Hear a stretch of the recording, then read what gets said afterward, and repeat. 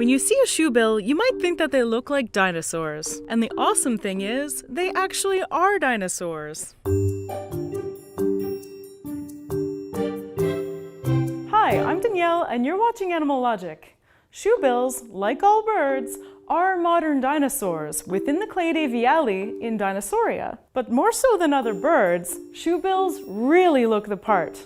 They get their name from their almost comically oversized shoe-like bill. The rest of their body is also really strange, looking like a hodgepodge of different creatures. They have very ostrich or cassowary-like legs, a stork-like body, and a squarish head that looks like it might belong on a dollar bird, but with the flair of a mandarin duck. And their call? Well, the word jackhammer comes to mind.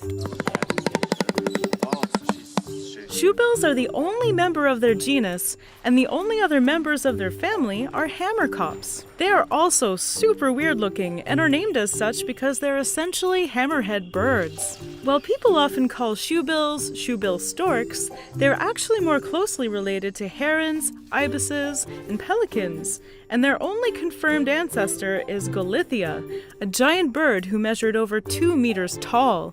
Shoebills are endemic to eastern Africa and live in swamps from Sudan to Zambia, though some vagrants have been spotted as far west as the Congo River.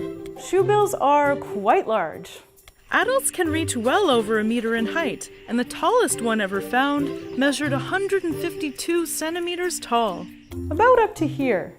In order to carry their large bodies, they have huge wings, measuring from 230 to 260 centimeters wide. LeBron James, for comparison, has an arm span of 218 centimeters, quite a bit less than an adult shoebill. These massive wings are great for soaring, and because of their large size, they flap their wings much slower than most other species of bird, only flapping them about 150 times a minute. Despite their large stature, they only weigh between 4 and 7 kilos.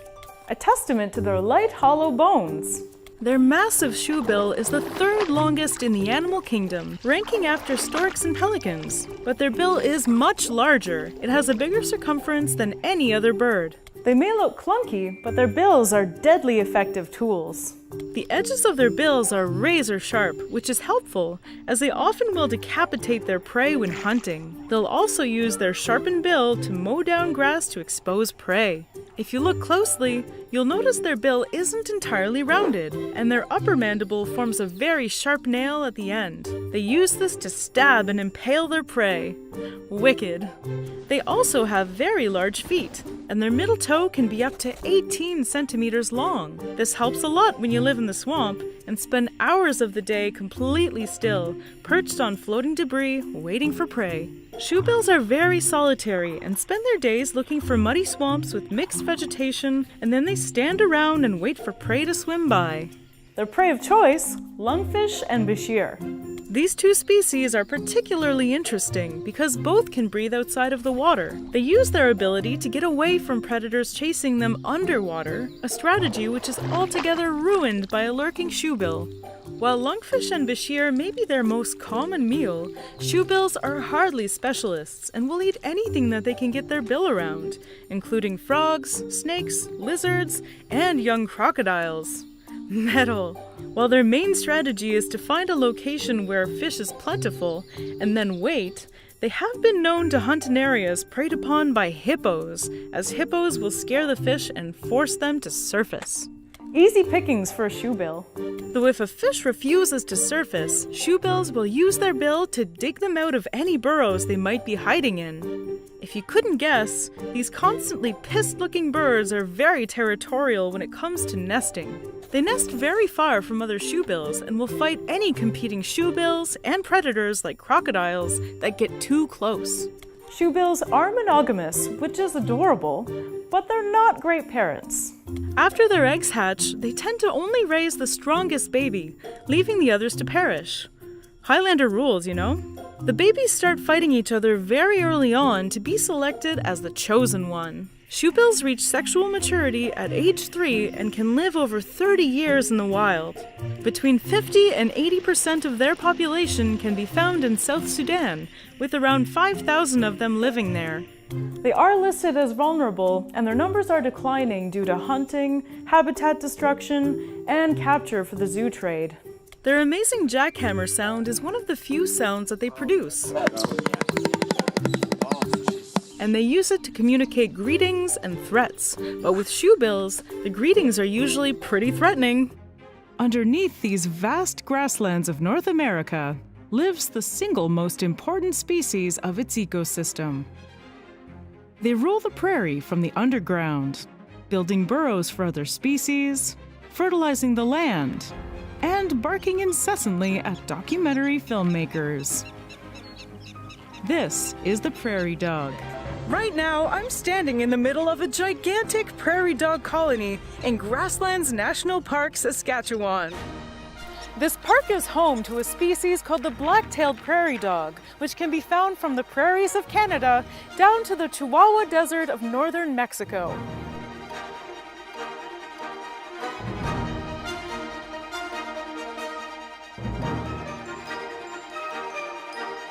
You gotta be careful when you're checking out a prairie dog's hole. That sounds gross. Wow.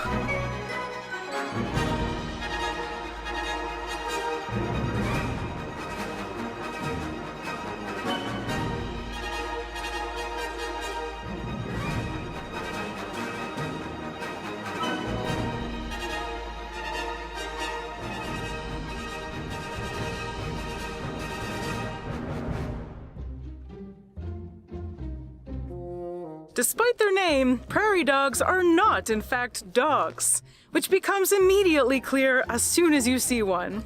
They are, in fact, members of the Sciuridae family and are closely related to the chunky marmots, the adorable chipmunks, and the tree rats that destroy my bird feeder every year. But unlike your adorable and slightly terrifying neighborhood squirrels, these cuties live in the ground. It can get pretty hot where they live, so they've evolved a pretty neat trick: become a pancake. This behavior is known as splooting.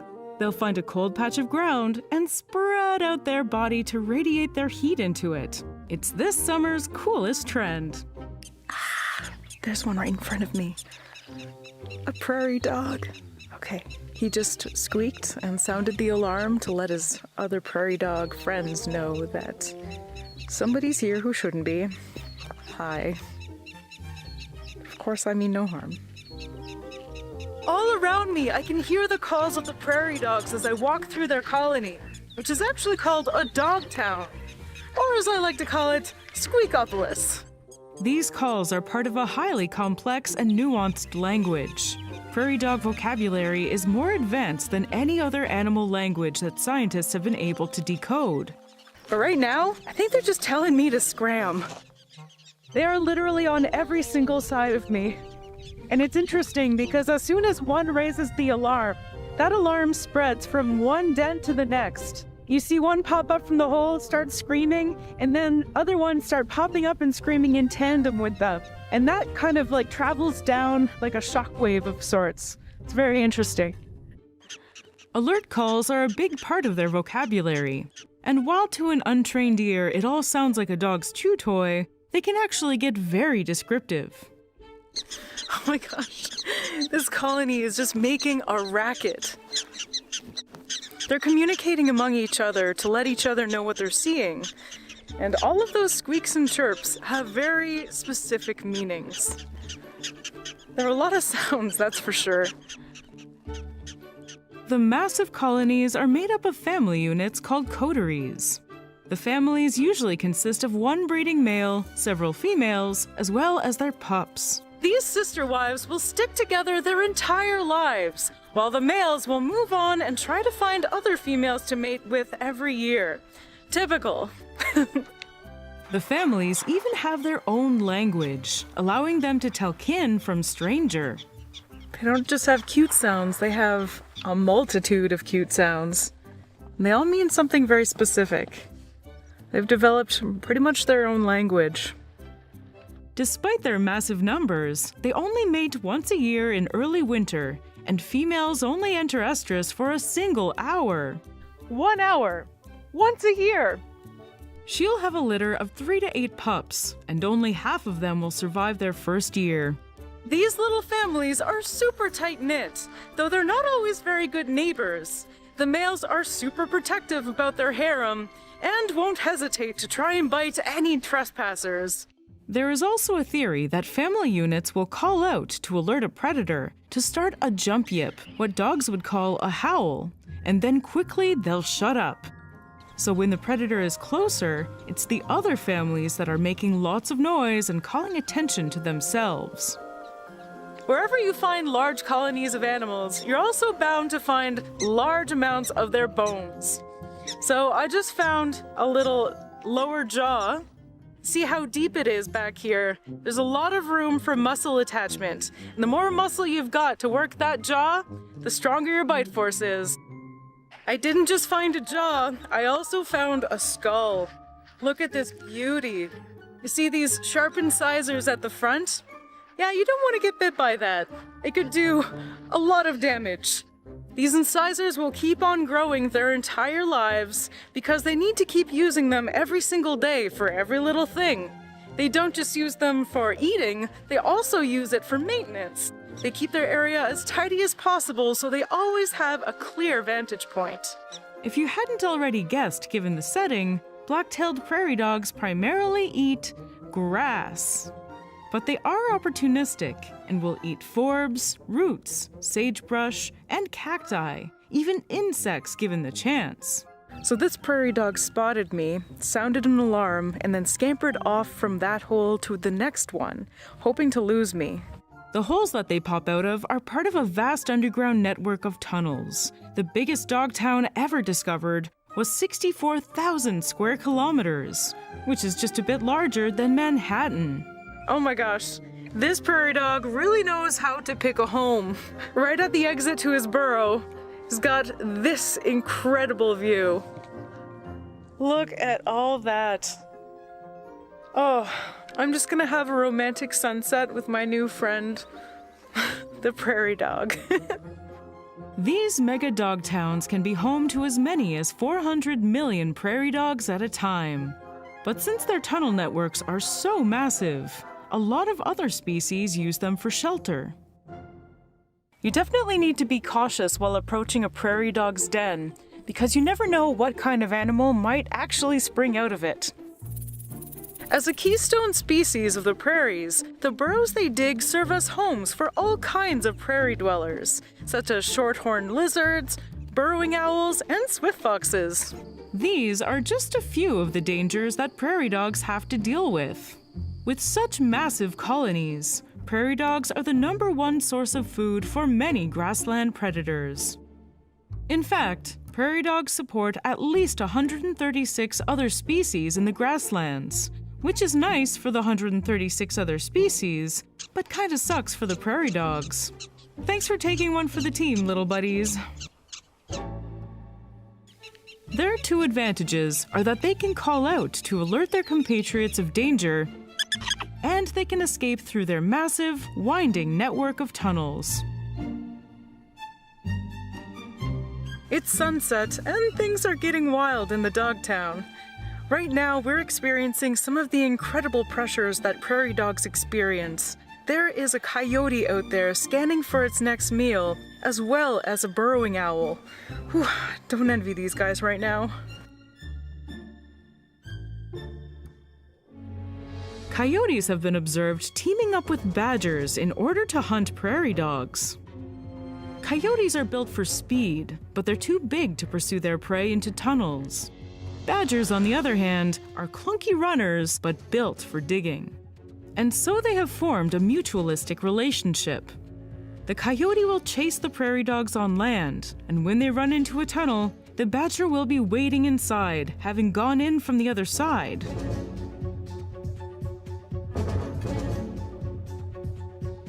Or, if the prairie dog is already underground, the badger will charge in to flush it out, where the coyote will be waiting. These prairie dogs are pretty much the cornerstone of the ecosystem here in Grasslands National Park. They play a role for just about every species out here. Because they are such an important prey species, when their numbers take a hit, it releases a wave through their habitat that has a profoundly negative impact on the species that rely on them to survive. Prairie dog numbers have gone down by 95% since Europeans arrived in North America. Part of this is due to the bubonic plague, brought to North America by rats on ships, which decimated prairie dog populations in the 1800s.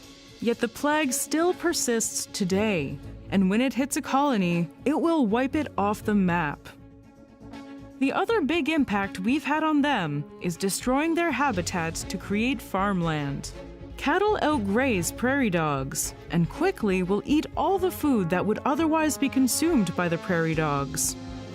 As grazing competition for cattle and being potentially destructive for crops, many farmers have seen these prairie dogs as pests and have thus eradicated them from many of their natural ranges.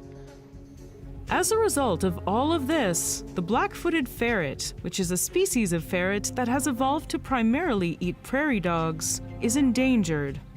They've tragically been extirpated from the park. Sadly, there's just not enough prairie dogs to go around anymore. Here in Grasslands National Park, despite the hundreds of prairie dogs that you see around me, there are still not enough to reintroduce the black-footed ferret into the park. But there are several ongoing conservation programs, and hopefully soon we will see a resurgence of the prairie dogs and the many endangered animals that rely on them. Oh, I heard the squeak, and I see him now. There's a prairie dog straight ahead of me. We'll approach cautiously, see how close we can get. Oh, they're so small and so sweet. They're like fuzzy baked potatoes. Oh, he sees me now. Curious though. This one's small and doesn't seem to have the black tip of the tail. I dare say it's actually a ground squirrel. Black-tailed prairie dogs share the park with the more northerly Richardson's ground squirrel, commonly called the prairie gopher. They can be tough to tell apart from a distance, as they are quite similar looking. But the ground squirrels are about half the size of the prairie dogs, and they lack their characteristic black-tipped tail. The females live in social groups made up of only their female kin. The males, on the other hand, do not socialize with anyone. As a result, they get into some pretty epic confrontations. Oh my gosh, I can see two tussling over here. I'm gonna try and catch up to them.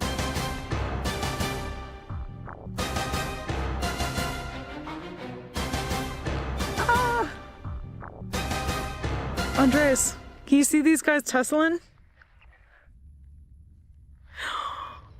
Oh yeah, they're playing a game of tag or something.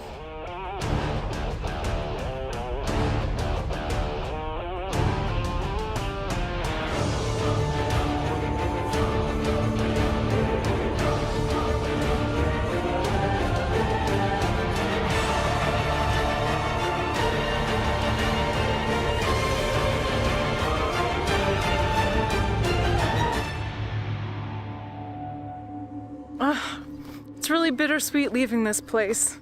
I'm very happy to see it thriving, but I am sad to leave it. Bye, Grasslands. Hope to see you again soon.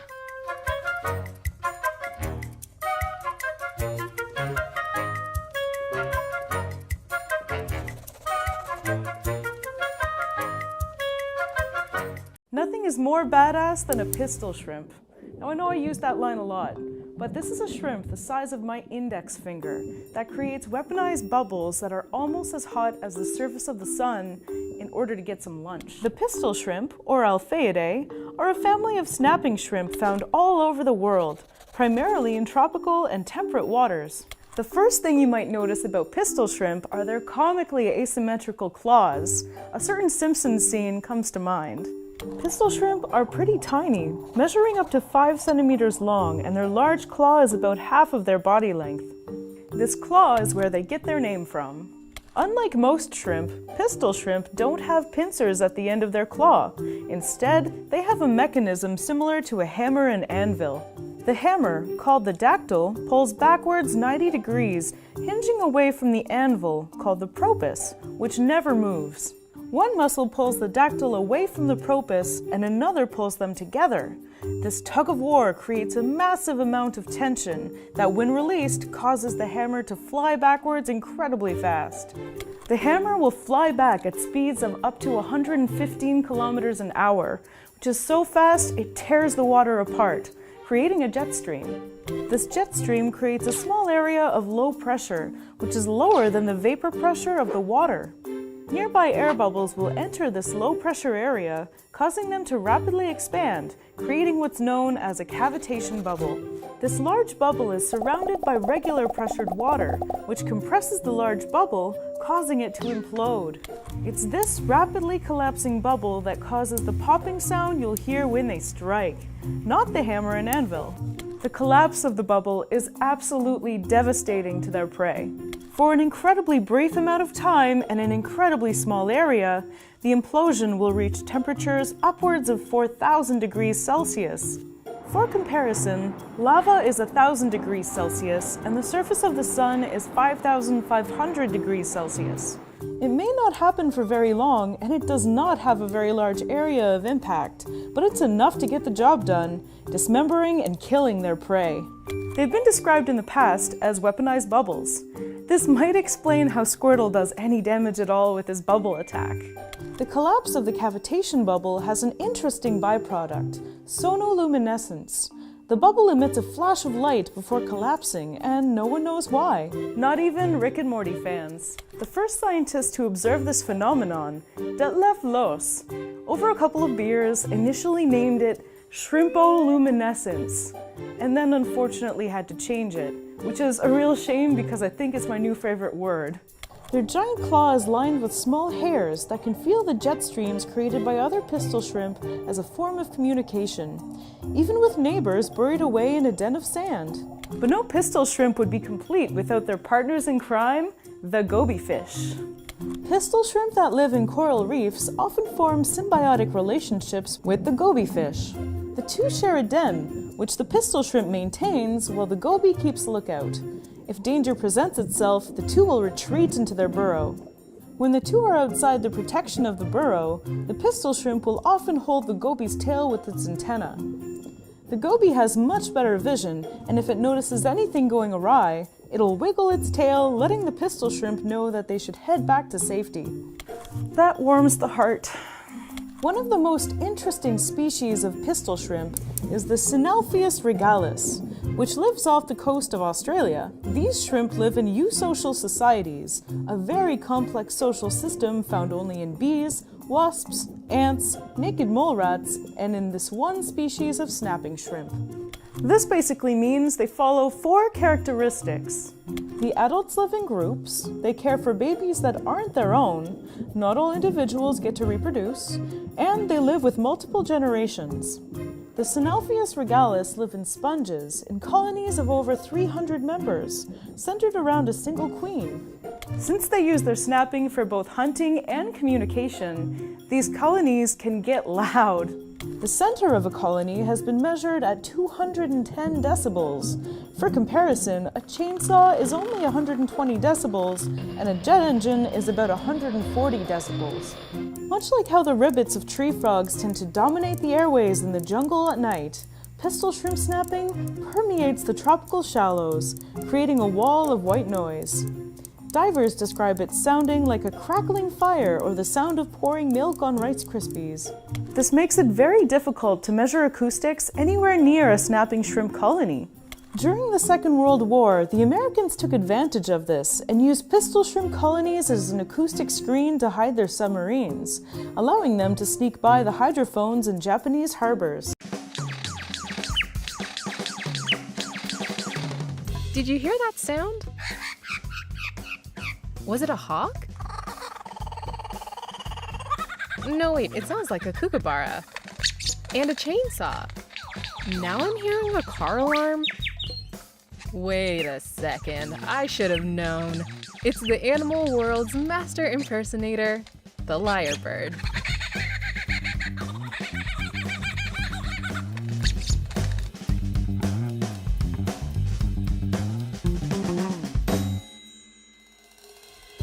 Hi, my name is Aranya Iyer, and you're watching Animalogic's World of Birds.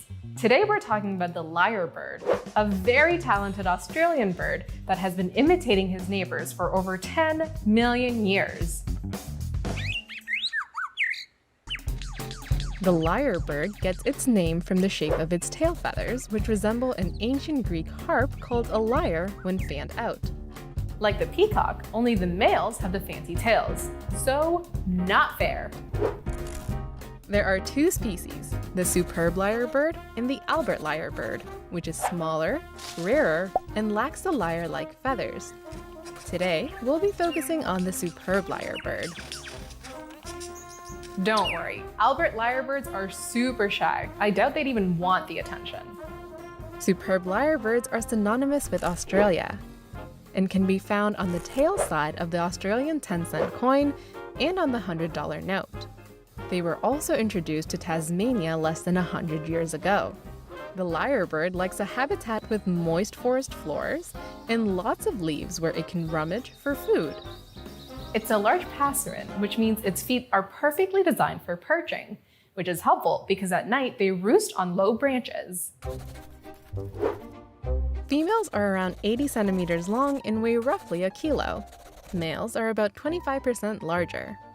The lyrebird has big eyes, a pointed beak, a long neck, and strong legs, and feet, which helps it run fast and dig through forest floor litter. While lyrebirds can technically fly, they're not particularly good at it. Nope, they'll stick to the ground, thank you very much. While the superb lyrebird isn't as shy as the Albert lyrebird, it's still pretty introverted. If you manage to spot one in the wild, you'll probably manage to see a camouflage blur running for cover. Lyrebirds mainly feed on ground insects like worms, spiders, snails, millipedes, and centipedes. Sometimes they'll eat lizards, frogs, and seeds. They use their large feet to claw aside leaf litter to uncover their hidden prey. Once they unearth the food, they'll grab it with their sharp, pointy beaks. Lyrebirds do so much foraging that they manage to overturn 11 dump trucks worth of leaves and soil every year. That's more than moles, gophers, and earthworms. All that raking actually helps to aerate the soil and bury leaf litter, which slows its natural decomposition. This creates tiny microhabitats for small invertebrates, and it helps seeds germinate on the forest floor. Their digging also moves dry leaves that were on top of the forest floor, which helps to prevent and reduce the intensity of wildfires. And wildfighting forest fires is really cool. What makes the lyrebirds superb is, well, why don't I explain through song? Actually, let's just leave the singing to the professionals. If you thought parrots were good mimics, do you want to play peekaboo? Peekaboo! Peekaboo! Peekaboo! Hi! You've obviously never met a lyrebird. These birds, particularly the males, can imitate calls of more than 20 other bird species.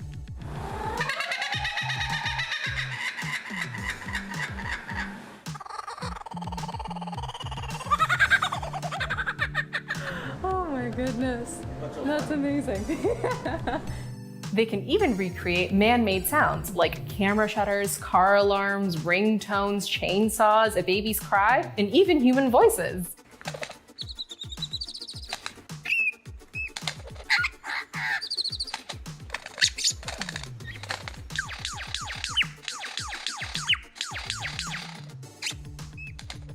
The male's ability to perfectly imitate sounds is especially helpful during mating season. Between June and August, they dramatically show off their collection of sounds to impress the females. The louder, fuller, and more complex a male song is, the more likely the female will choose him as a mate. When the male wants to seduce a lady lyrebird, he clears a patch on the forest floor and builds a small mound to stand on so he can be seen and heard better. Then he shakes out his beautiful tail feathers and sings and dances to attract a mate. If the female lyrebird isn't interested, the male lyrebird will try something a little more creative. Males have the ability to mimic the calls and sounds of many different bird species at once. So if the female isn't interested, he may try impersonating the sound of a mobbing flock's alarm calls and the beating of their many wings. In nature, that panicked sound is usually a warning that a predator has appeared. If the female lyrebird believes there's danger nearby, she's more likely to stay beside the male and end up mating. It's not safe out there. Stay with me. After the lyrebirds mate, the male will keep singing and dancing for other females, mating as many times as possible. Female lyrebirds will build their own nests in a hidden location, incubate their eggs for about 40 to 50 days, and then raise the chicks as a single mom. Lots of bird daddies are great parents, but male lyrebirds ghost females after serenading them. They're lyrebirds in more than one way. A chick will stay with its mother for 6 to 10 weeks before becoming fully independent. At first, young male lyrebirds look a lot like females, but once they're 3 or 4, they receive their fancy plumage. The tail will take about 7 years to grow to its full length. Lyrebirds live up to 30 years in the wild. In the past, they were hunted for their feathers, which people would stick on hats. They were also affected by habitat destruction. But after increasing protection for lyrebirds and their habitats, their numbers have recovered. Now the main threat to lyrebirds are foxes and cats. Say it with me. Honey badger don't care. The honey badger, or radle, is a member of the Mustelidae family with 12 recognized subspecies native to Africa, India, and Southwest Asia. You may have heard that they hold the Guinness World Record for most fearless animal. They don't, but they probably should. Honey badgers, fully grown, measure around 1 meter long including their tail. Males are larger, weighing up to 15 kilos, and females are smaller, weighing up to 10 kilos. However, in some parts of Asia, mainly Iraq, the females can be much larger, weighing up to 18 kilos. Honey badgers are incredibly adaptable and will live anywhere that they can find shelter and burrow, or in some cases, appropriate burrows. They've been documented living in both aardvark and hog burrows. Despite what their name might have you believe, they're anatomically closer to weasels than they are to other species of badger. You might say that they're weasels on steroids. The honey part of their name comes from a supposed mutualistic relationship they have with the honeyguide bird. Honeyguide birds, as you may have guessed, are very good at finding beehives, but they lack the power needed to break into them. This is where the honey badger comes in. Honey guides will sing their distinctive song to alert a nearby honey badger as to the location of a beehive. The honey badger will then crack open the beehive and feast on the bee larvae found in the honey. When the honey badger has had its fill, the honey guide will polish off the remains. Unfortunately, as cute and as romantic as this sounds, there's no actual evidence of this happening in the wild. There are a few videos demonstrating this behavior, but it's likely that they're using stuffed birds. Honey badgers have both poor vision and hearing, so a bird guide wouldn't be particularly effective. As well, studies have found that playing the honey guide song next to a beehive in the presence of a honey badger elicits no reaction. Not to mention that honey badgers are primarily nocturnal, while honey guides are diurnal. Sadly, the story is likely just folklore. Honey badgers are short and stocky and probably have the cockiest walk in the animal kingdom. Their skin is both very thick and incredibly loose, which allows them to withstand attacks and continue to move if another animal is biting them. Their skin is so thick that bee stings, porcupine quills, arrows, and bites from larger predators don't often pierce it. Their vulnerabilities, so their eyes, ears, and tail, are all very small as to reduce exposure to attack. They have very strong bites with enough jaw strength to crack open a small tortoise. Yet probably their most distinctive feature are their long claws. These can reach 35 millimeters in length, and they use them for digging, be it burrows or finding dinner. They will dig out a burrow that is about 3 meters long to sleep in and can dig a hole the size of their body in a matter of minutes. Their diet is vastly varied and is made up of at least 59 different species, including bee larvae, pythons, lizards, geckos, king cobras, and gerbils. Why not? They dig up the majority of their prey, but will often climb up to eat nested chicks. Goshawks and jackals are a particular problem for the honey badger. They'll wait for the honey badger to do all the work, flushing the prey out of hiding, and then they'll swoop in to catch it before the honey badger can react. To balance the scales, honey badgers will regularly eat goshawk chicks and jackal young. Up to 25% of their diet is made up of venomous snakes, and they're able to maintain that diet because they're immune to many different snake venoms. But why not just avoid the snakes in the first place like the rest of us? Well, if you're the only animal around who can take a bite, you'll have an entire species of prey to yourself. Snake venom is very complicated, containing over 100 proteins and other molecules that can attack your system in a multitude of different ways. Like the alpha neurotoxins found in cobra venom, these sit in your muscle cells' nicotinic acetylcholine receptor, preventing them from receiving signals from the nervous system and shutting down your ability to breathe. Yet honey badgers have mutated their receptors to defend against this neurotoxin, stopping it from taking effect. So they'll take the bite, kill the snake, pass out, wake up, eat the snake, aka a fun afternoon. Honey badgers can pose a problem for humans. They'll break into chicken coops and animal enclosures and then go to town with all the killing. Like other mustelids, they've been documented exhibiting surplus killing far more than they need to eat. This is a huge problem for farmers, especially since they are possibly the cockiest animal on the planet, and therefore are almost impossible to shoo away. It also doesn't help that honey badgers are very smart and are one of the few mammals who've learned to use tools. Many have learned to open gates, to roll logs to stand on to better access prey, and they regularly escape from zoos. In case you thought that these guys didn't have enough going for them yet, there's one thing I haven't mentioned. A reversible anal pouch. It's about as fun as it sounds.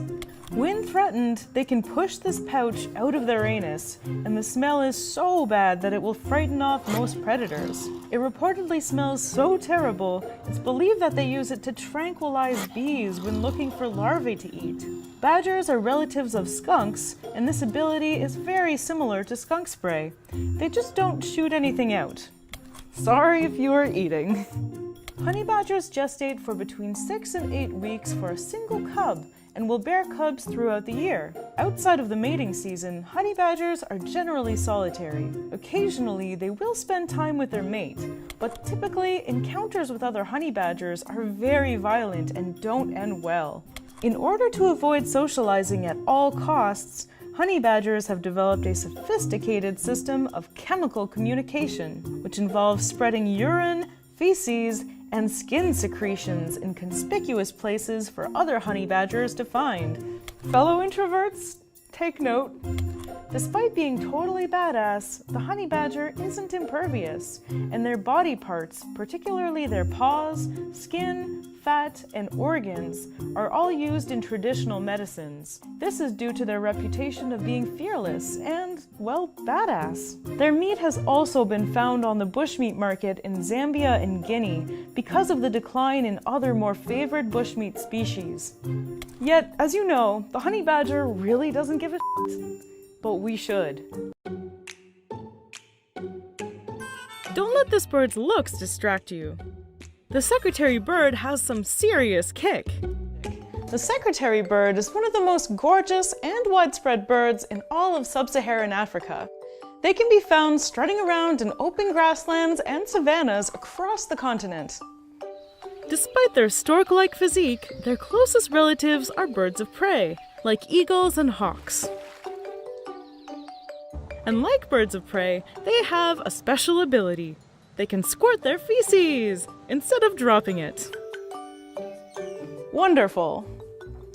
Secretary birds are basically eagles on stilts and can be up to 1.3 meters tall, which is almost as tall as I am, which for a human isn't very tall. Surprisingly, these tall birds are incredibly light, at just about 4 kilograms. Their hollow bones help them get very tall and statuesque without making them too heavy for flight. They can fly at heights of up to 3,000 meters, but they're not quite as graceful as their aquiline cousins. But when you look this fly on land, there's little reason to leave the ground. These killer queens have been turning heads for thousands of years. Even the ancient Egyptians admired them. Bas-reliefs depicting secretary birds were recently discovered at the Temple of Hatshepsut. The amazing thing is that there are no secretary birds in Egypt. The artists were so awestruck by their beauty that they carved the beautiful birds in stone for posterity. European naturalists were also struck by their elegance. They were originally named Sagittarius, which is Greek for archer, because of their refined and deliberate gait, as well as for their head feathers, which resemble the arrows sticking out of an archer's quiver. Nobody knows for sure how the name changed from Sagittarius to the less impressive secretary bird. The leading theory is that they reminded English naturalists of their secretaries, who used to use goosequill pens and put them in their hair when they were not writing. The other theory is that it comes from the Arabic word sakaret which means hunter bird, but please forgive my pronunciation, I can't pretend that I know how to do that correctly. And that might be a more accurate name. Everything about their biology is designed for hunting dangerous prey, particularly venomous snakes.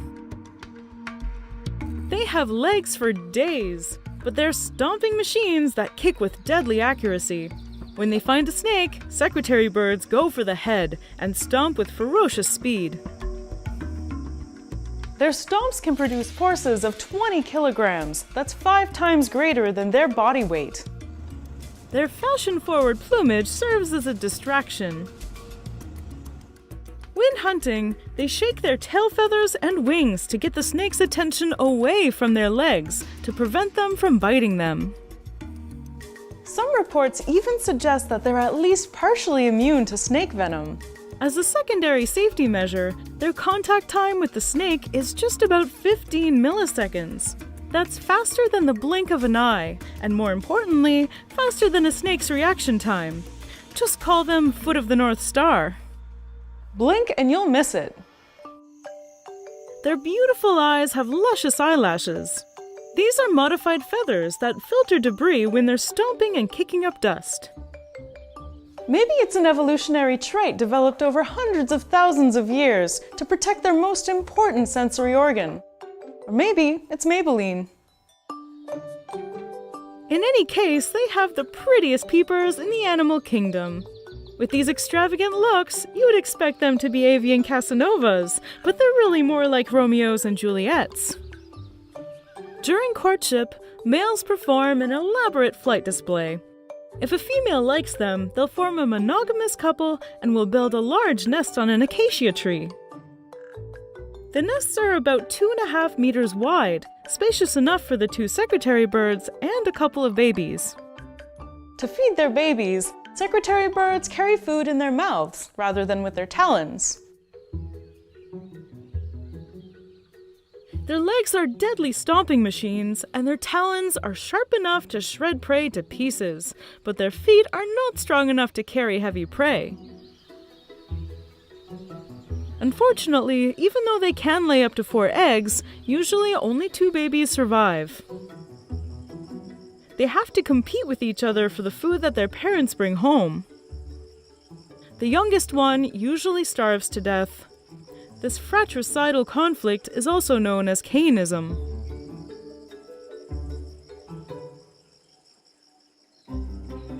Parental care doesn't end at the nest. After 80 days, the babies fledge and leave the nest, but the parents stick around until the young learn how to hunt for themselves. Once they're fully grown and pretty, they'll disperse and start their own beautiful families. A murky water hunter with a sixth sense for finding fresh meat. Some might say it's ugly, but if you ask the locals, they'll tell you it might steal your heart and take it to the depths of the Amazon River. These are the South American river dolphins. When you think Amazonian apex predator, you're probably thinking harpy eagles, jaguars, and caiman. But in the rivers and flooded forests lives a deadly predator with the face of an angel. Maybe angel-faced is pushing it a bit, but just look at these guys. Amazonian river dolphins are cute killers, though maybe not as conventionally beautiful as their cousins, the bottlenose dolphins. They're one of several river dolphin species in South America. There's some taxonomic controversy, but the species usually recognized are the Bolivian river dolphin, the Araguayan river dolphin of Brazil, the Amazon river dolphin, and the Orinoco river dolphin. Some scientists claim they're all subspecies of the same species, so for simplicity's sake, we'll call them all by their common name, botos. Botos evolved from marine dolphins, but nobody knows for sure how they got to South America.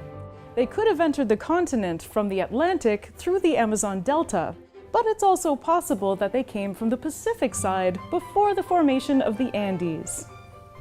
These river dolphins are thousands of kilometers away from their closest seafaring relative, the La Plata dolphin, the only river dolphin known to live in saltwater estuaries as well as the coast of the South Atlantic.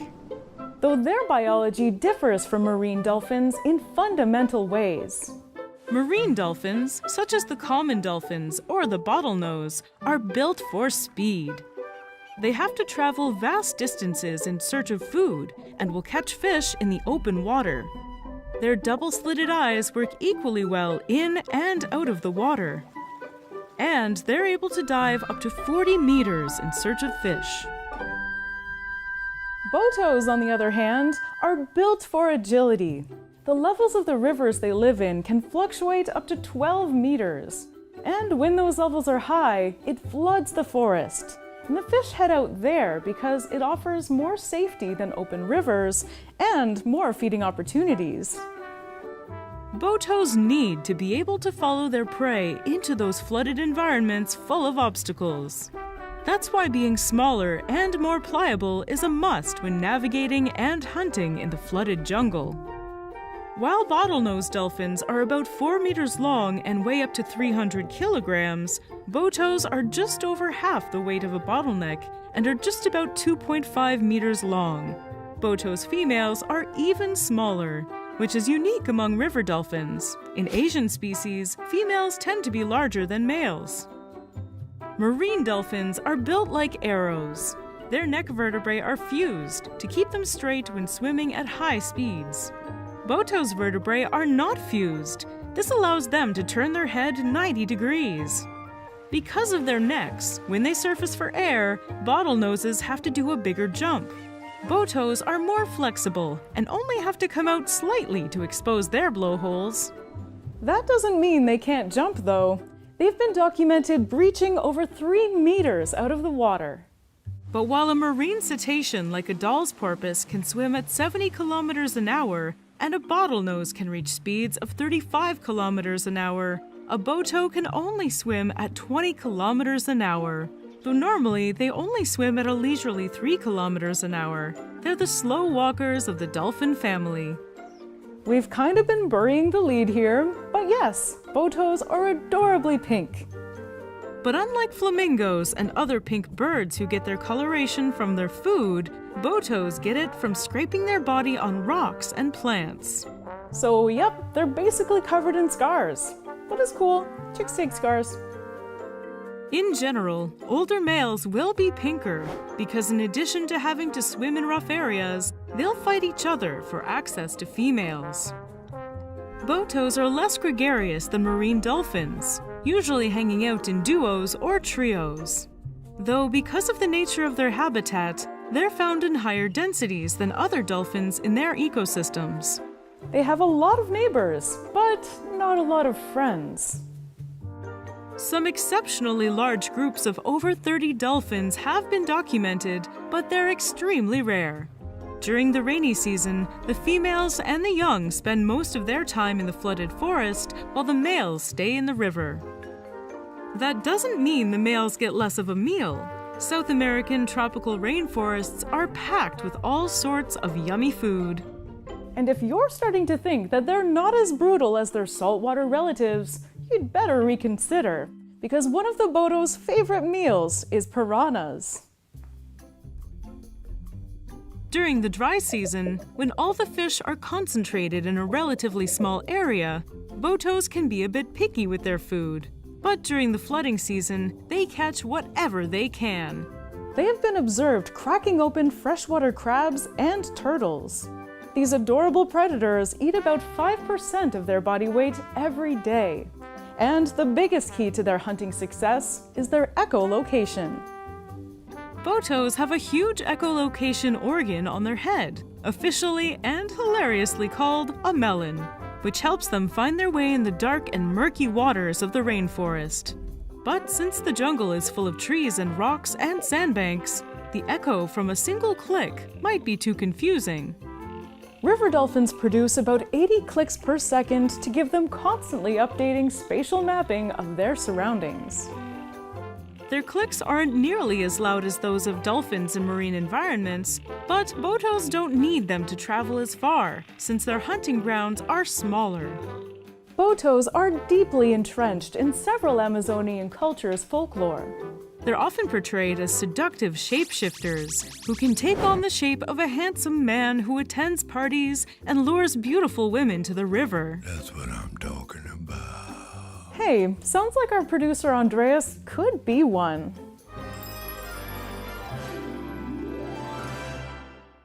Unfortunately, their charm doesn't protect them from fishermen, who often accidentally catch them and other river cetaceans in their nets, where the Botos suffocate to death.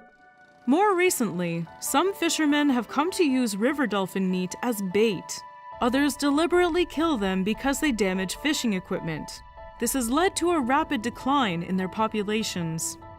The Amazonian river dolphin is an endangered species, and local governments have banned the killing of dolphins and put a moratorium on fishing species caught with Boto meat. Hopefully, as more people become aware of their plight, they'll get better protection. And we might see them again in human form at a party, hitting on beautiful people like you. These gravity-defying mountaineers feel most at home on almost vertical rock faces. Using specialized hooves that would give the best hiking boots a run for their money, they're able to cling to the cliffs, ensuring predators can't follow. While these cliff-hanging nannies, billies, and kids may look sweet and fluffy, they are among the most aggressive ungulates in the world. These goats don't believe in gravity. Meet the mountain goat. Oreamnos americanus, also known as the Rocky Mountain goat, the snow goat, and the white goat, is known for living dangerously in subalpine and alpine regions of northwestern North America. When Oreamnos harringtoni went extinct about 11,000 years ago, the mountain goat was left as the sole member of its genus. Despite their name, mountain goats are not actually true goats, since they don't belong to the genus Capra, along with wild and domestic goats. The ancestors of the mountain goat are thought to have crossed the Bering Strait into North America during the last ice age. These ancestors seem to have evolved the ability to tiptoe along rock faces over 100,000 years ago. The mountain goat's skillful balancing act begins with their specialized hooves, which have evolved to provide them serious traction on rocky and icy slopes.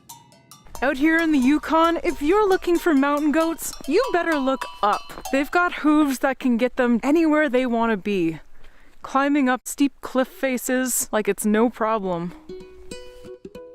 Their hooves are cloven, meaning that they are split into two. The outside of their oversized hooves is rock hard, while the inner pad is both super tough and super flexible. Mountain goats can spread their hooves wide for better balance, with their rough pads working like rubber mountaineering boots for better traction. On the back of their hooves are 2 large dew claws, which they plant while descending to give them even more balance and control.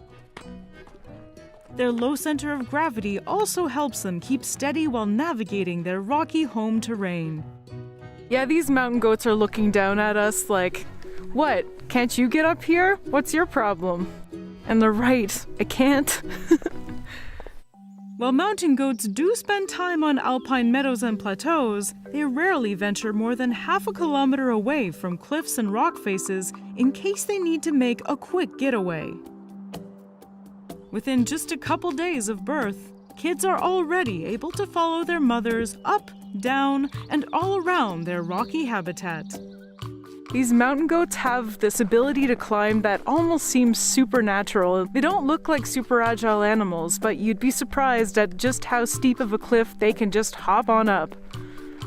They may be short and stocky at about 1 meter tall, but these muscle-bound powerhouses have shoulder and foreleg muscles that propel them up to 3.5 meters in a single bound. That's about the same distance as the current world record for standing broad jump. All mountain goats, both the females known as nannies and the males known as billies, are crowned with 2 sharp black horns, which they use for both defense and intimidation.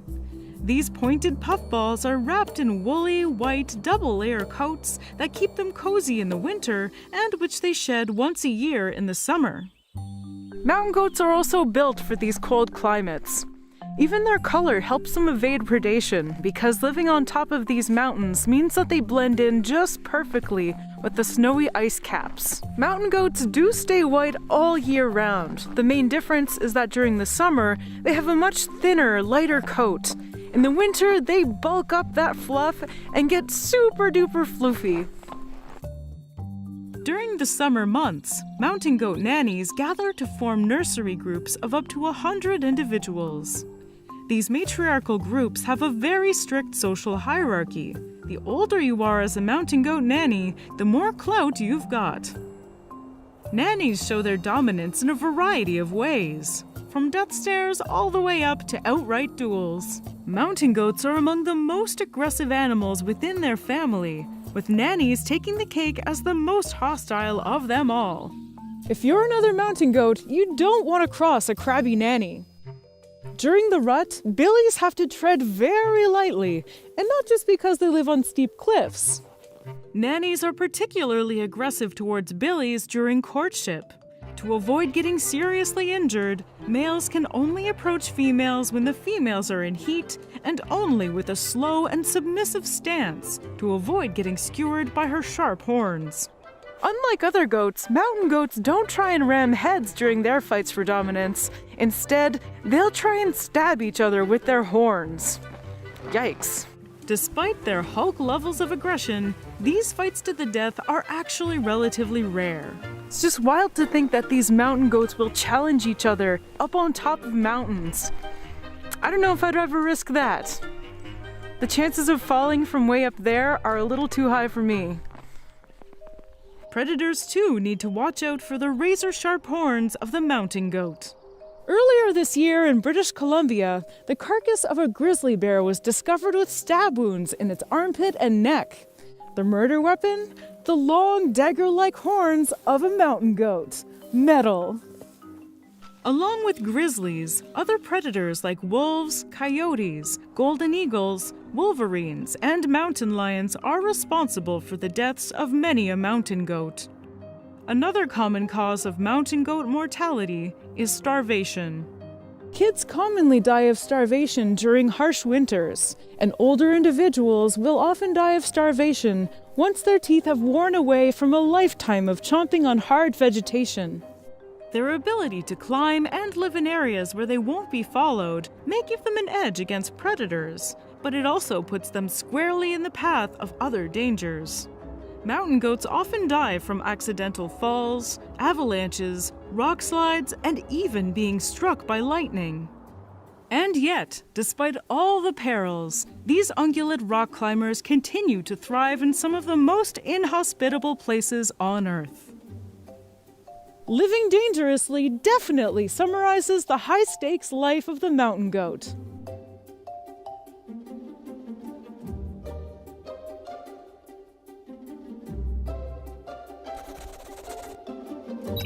At his salon in San Mateo, the noted hairstylist feathers his nest with original ideas, like putting feathers on Milady's hairdo and calling it the parakeet.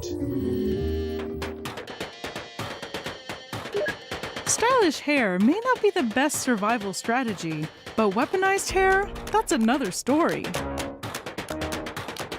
Some otherwise harmless animals have turned their hair or fins into spikes and needles to defend themselves from potential predators. In the present picture, the pricking is the stimulus, and the reaction is a quick withdrawal of the hand. You're entering a world of pain. These are nature's greatest spines and quills.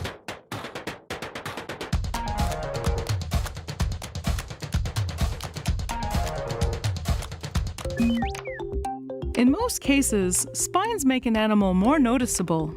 They're still vulnerable to large predators, but the hunters know they'll take home a painful souvenir if they decide to attack.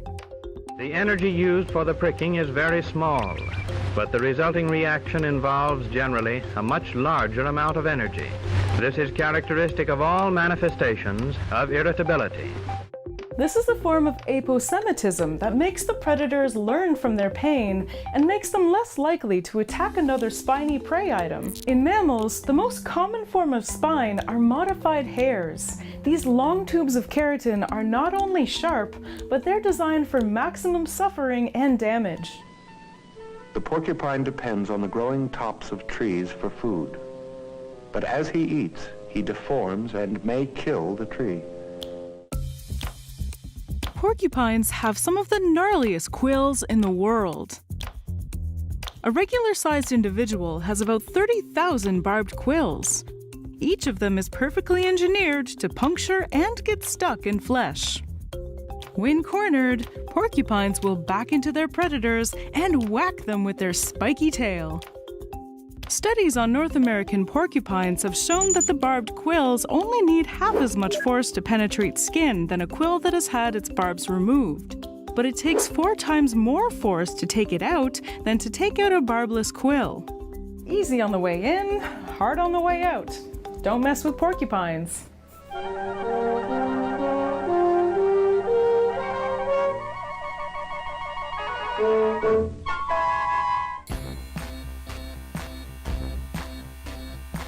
Their tiny cousins, the hedgehogs, have a slightly different strategy.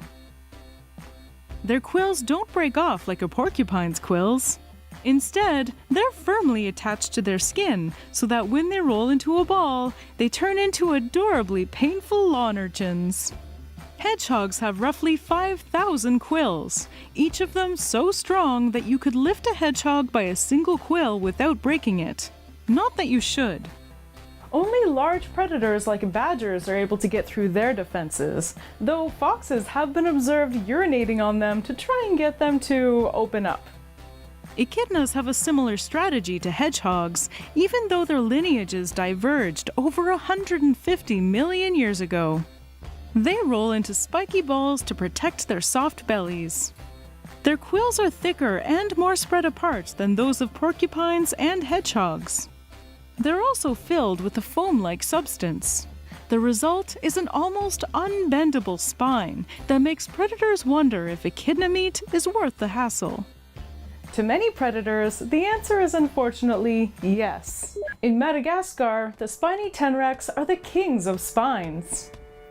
Convergent evolution has made some species, like the hedgehog tenrec, look almost exactly like an actual hedgehog, even though tenrecs are more closely related to elephants than to other spiky mammals. Their spines protect them from predators like fusas, and, more amazingly, they also play a part in communication.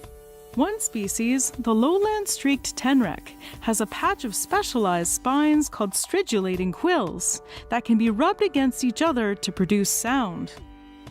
This is pretty similar to the way crickets make their chirps. Crickets are the canaries of the insect world. They sing by rubbing their wings together. Studies are still ongoing, but it seems that spiny tenrecs use their sounds to communicate with each other while foraging and to warn predators that they're a painful snack. This is the only known instance of stridulation, the act of producing a sound by rubbing different body parts together, in mammals. I'll pause and let you make your jokes. Wild, flagrant abuses of the God-given gift of sex. Spines are a lot more common in reptiles than in mammals, and here, keratin is the most commonly used material. Found in Australia, thorny dragons are easily the coolest spiky lizards. They have spines all along their bodies, and each of them is about the length of a thorn from a rose. Their excessive spines protect them from predators like large reptiles and birds of prey. Thorny dragons are easy to catch, but not necessarily the kind of thing you want to go through your digestive system. No. Well, Bill, now you know what might have caused your stomach ache.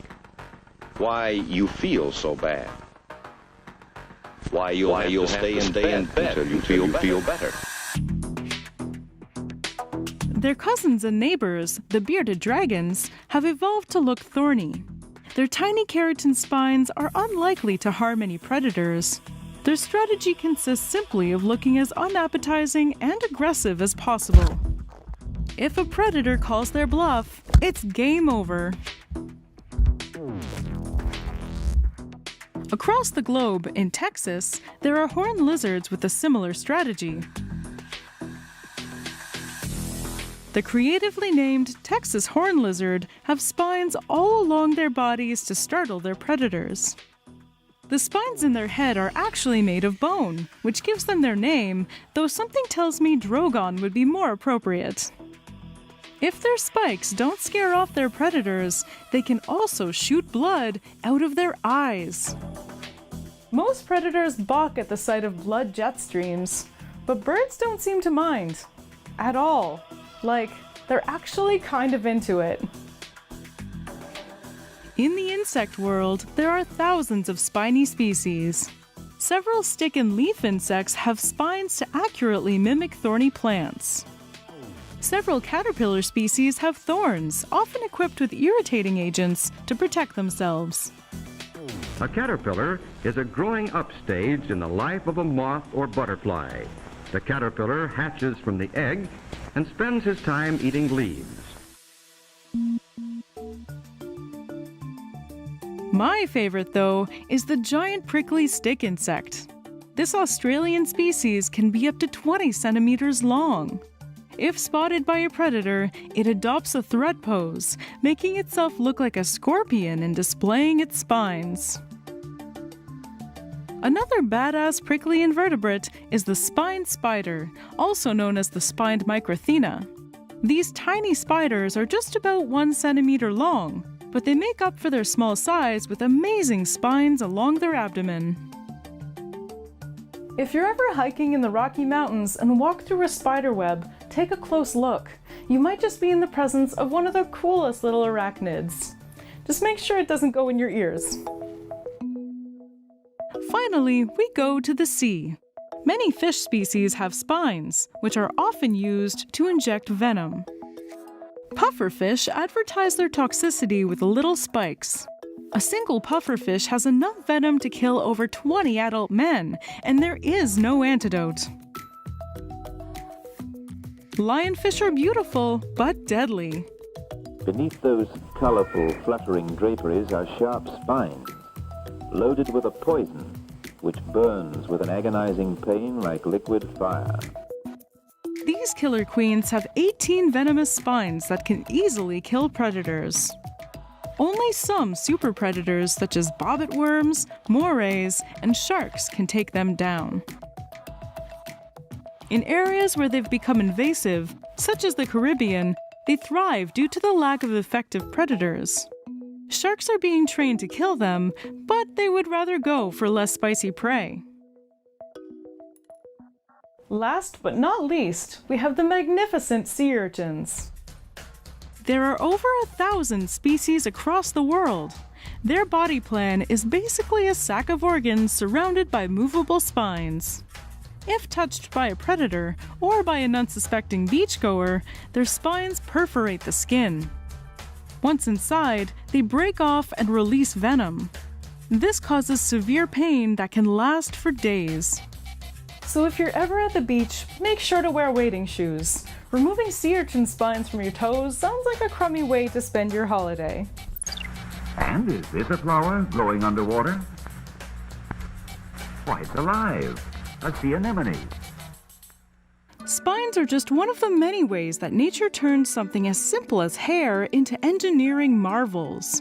I'm constantly amazed at the biological innovations that over time completely change an animal's survival strategy. Some of those changes are so ingenious that they become the inspiration for human-made objects. So what should I talk about next? Please let me know in the comments and be sure to subscribe for new episodes every week. Thanks for watching, stay safe, and see ya!